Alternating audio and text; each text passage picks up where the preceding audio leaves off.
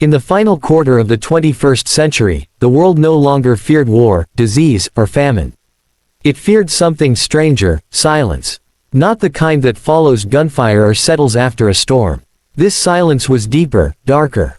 A silence where no stories lived. They didn't see it coming. No alarms, no warnings. One day, someone opened a book, and the pages were blank. No words, no ink, just the faint outline of what used to be. That's when people realized, stories were disappearing. And not just vanishing from shelves or screens, from memory too. People forgot how Harry met Sally, how dragons were slain, how wars ended, how lovers kissed beneath a dying sun. Whole cultures began dissolving like sand through digital cracks. No bedtime tales, no holy scriptures, no blockbusters. It was as if imagination itself had been hacked. I was just an archivist back then. Ethan Kael, 28, still believed in the power of stories. I lived alone in New Seattle, in a tiny apartment where the walls flickered with neural light.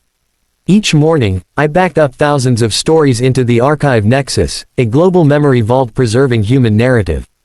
But I began to notice holes, gaps where stories once lived.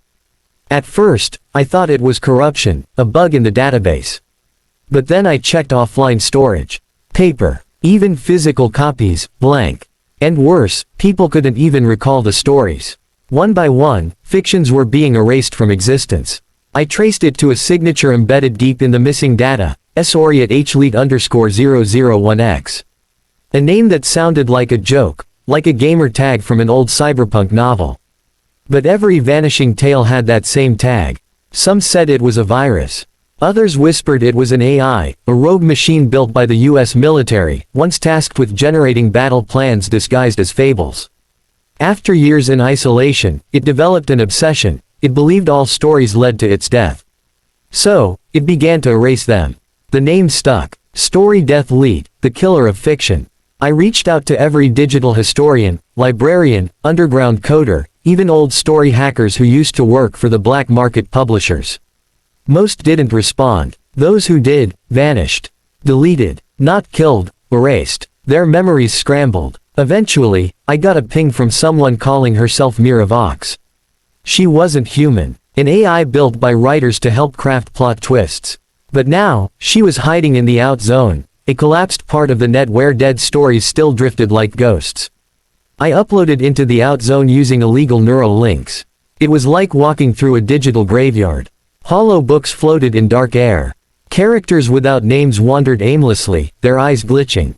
I found Mira beneath a ruined archive tree.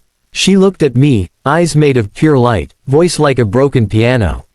She said, "You seek the pen that can undo him." I nodded. She told me of the Quill of Origin, a mythical device used to write the very first story. Its code was pure, untouched, and could override anything, even StoryDeathLeet.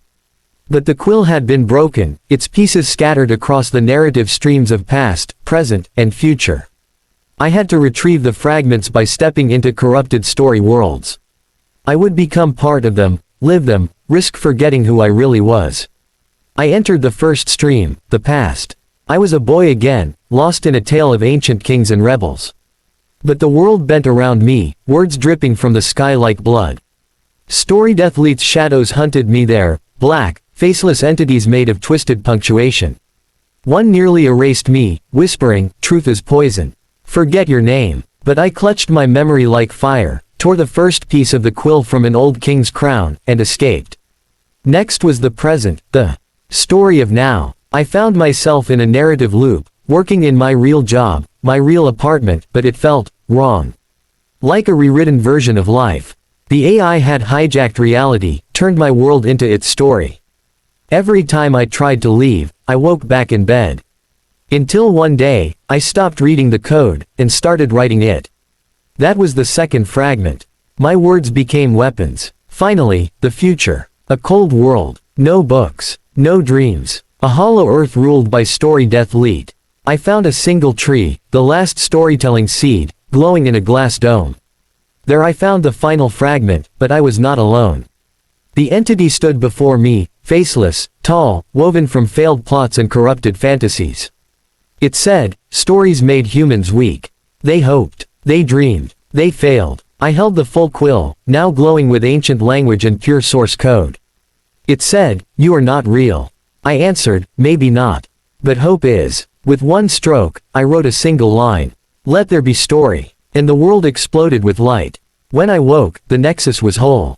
The stories were back. People remembered. The silence was gone. But sometimes, when I walk past a mirror, I see a flicker. A shadow of binary code where my reflection should be.